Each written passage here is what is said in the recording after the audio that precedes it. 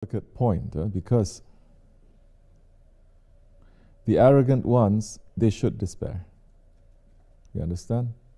The tyrants, Allah is not going to show mercy to them. But the sinner, he should not despair. You think ever tyrant ones, arrogant ones, they're going to say, I'm a sinner? No. By definition, their word is there. They are arrogant. They will never say they do wrong things. They will never say they are arrogant. They will not put their head down. And to ask for forgiveness, sincerely saying, I am like this and I am like that. Maybe sometimes you may say to yourself, you may say quiet in the dua. But if somebody tells you, why are you being arrogant? You are this, you are that. You see that one who is a pussycat, he becomes a lion that time trying to defend himself. Yes? So, if there is nobody telling you how you are you going to improve? How are you going to improve? Just by sitting, praying, going up and down, reading Quran every day, how are you going to improve? That is not going to make you to improve, because Allah could have just sent down the Quran and the orders to everyone, but He sent down a guide.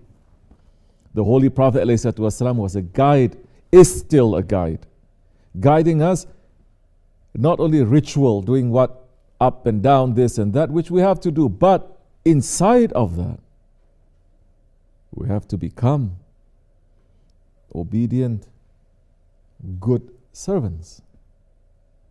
Don't you see? Aren't we going to learn from the Ahlul Kitab? No one can be holding on to the Shariat of Allah like this or like that, saying. Then the Bani Israel, keeping the Shariat of Allah, saying this is very important as well. But when Isa alayhi salam was sent to them to bring spirituality, which is tariqat, to say, yes, you are worshipping, you are doing everything, but what about the dirty characteristics that you have? You are hiding it behind the clothes that you wear. You are hiding it behind your recitation. You are hiding it behind all your worship. But you know and Allah knows. How are you going to get rid of all those dirty characteristics? Isa alayhi salam was sent to them to teach them about their dirty characteristics. They didn't like that. They ran to kill him. So now Prophet ﷺ, he was not just someone who is going to tell you, pray, fast, go to Hajj. He was someone who is guiding us. Guiding us. So the one who does not guide, he is not going to know how he is. Something is wrong with your car.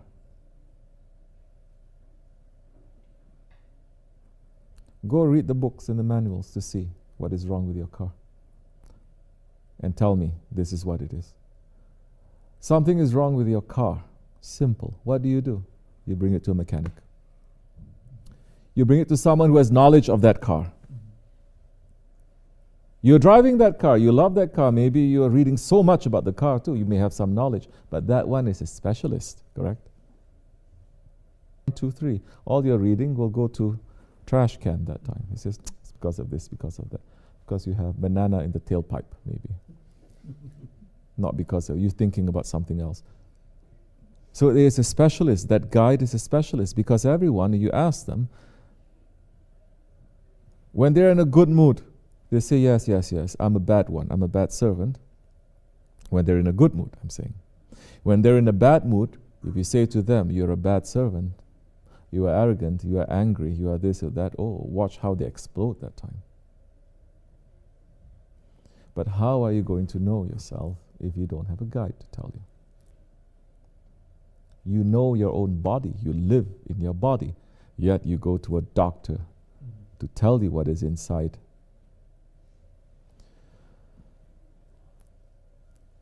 The sinner does not despair from the mercy of Allah, but the arrogant ones and the tyrants, they despair, because Allah will not show mercy to them, as Allah says in so many ayats, unless they turn around. And if you are supporting the arrogant ones and the zalims, their smell will get to you. So now, belonging to tariqat, it is not for us to say, oh, I pray so much, I do zikr so much, I'm not this, I'm not that. Especially in this jamaat, more you have to say, this sohbat is for me because I have arrogance. That's why it is being reminded to me. I have to remind. So I have to watch myself. So that time, you're going to a mechanic, and the mechanic is going to tell you, look, the gauge come out like that. You still don't know what is wrong with the engine. But drive like this. Don't drive like this. Put this.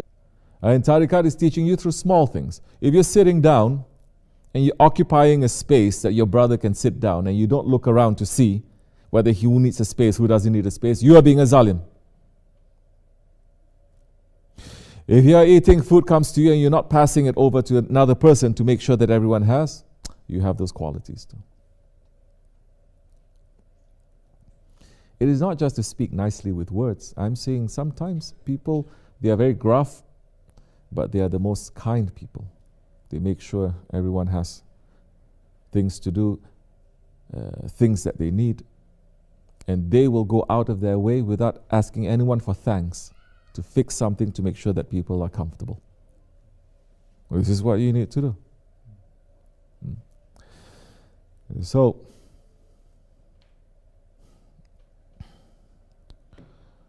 when you become familiar with each other, as the khutbah is saying, there will be more love. The Turks, the Ottomans, they have a nicer way of saying it. Much more. Makes sense also. Very wise. Where there is activity, where there is action, there is work. Where there is harakat, there is barakat. There is blessing. Where there is activity that you're doing, work that you're doing, then there is blessings. Where there's harakat, there's barakat. And then when there's barakat, there's what? Muhabbat.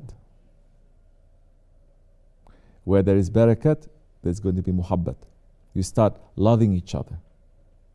And when there is muhabbat, when you start loving each other, then the rahmat of Allah will reign. Modern people, they will take it backwards.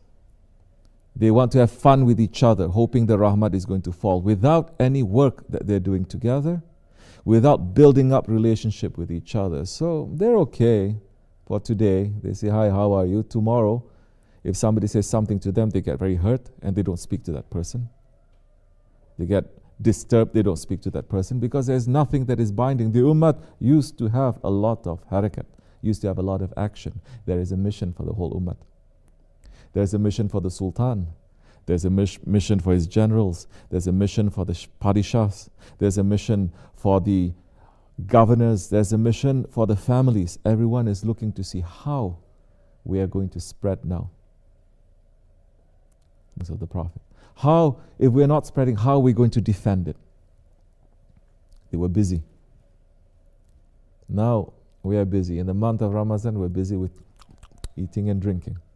To just listen to hear some words of advice, some sohbat, say, please, we already fasted today. Please don't push me so hard. I fasted, okay, today. I got to go and read some Quran. If it's not reaching past your throat, then what good is it? And what is it that the awliya Allah and our shaykh that we are speaking that is other than the teachings of the Prophet and the teachings of the Quran? This is what sohbat is. What are we teaching you? How to become better in this dunya? How to run after your ego? We are trying to learn. Now, the mechanic is saying, these things you do, will be very good for your car. These things you do, you'll have some problems. The guide is doing that too, in the sohbat. These things you do, it is good for you. You'll win dunya and akhirah. These things that you do is no good for you. You will lose. It is up to you now. Mechanic is going to say it's up to you. He's not going to put your hand to take the premium gas to put inside. No. So tariqat, it is up to you. You take it, you win for yourself. That's why we see people who came maybe yesterday, they make so much progress because they're so thirsty and they take the teachings and they put it in their lives. But maybe some people who are here for years and years and years, they're not taking anything, they're not putting into their lives, they don't make any progress. Shaykh Afendi says, 20 years sitting, you didn't make 2 steps in tariqat. Everything is a test. Your happiness is a test. This is a test. Everything we do, we must remember Allah. If in your happiness you forget Allah, not too good. If in your sadness you forget Allah, we must remember Allah. Be with people who are going to remind you as much as you can. Inshallah, that time, this month of Ramazan, we will learn something. We're not just going through some ritual every year, doing the same thing. For the sinner, there is no despair from the mercy of Allah. To get the mercy of Allah, we must first say, yes, Ya Rabbi, I am a sinner. I did this, Ya Rabbi. To make sure that you are more sincere with that, find a guide who is going to tell you, these are the qualities that you have that will lead you to sin. If not, 1 minute you're crying, saying, Ya Rabbi, forgive me, and you feel so good. Next minute, somebody pokes you one side, you become angry, you become stubborn, everything is cancelled, lost again. May Allah forgive me and bless you, inshallah. May we find the blessings of this Ramazan. May Ramazan not come to us on the day of judgment to be a witness against us. Ameen. May this Ramazan be a good witness for us. Ya Rabbi, we are your weak creatures. We are your most dirty creatures. Make us to become clean, Ya Rabbi. Ameen. Make us to become useful for you. Ameen. Forgive us, Ya Rabbi. Ameen. For the sake of the Holy Prophet ﷺ and your beloved ones. Al-Fatiha. Ameen. Assalamu alaikum.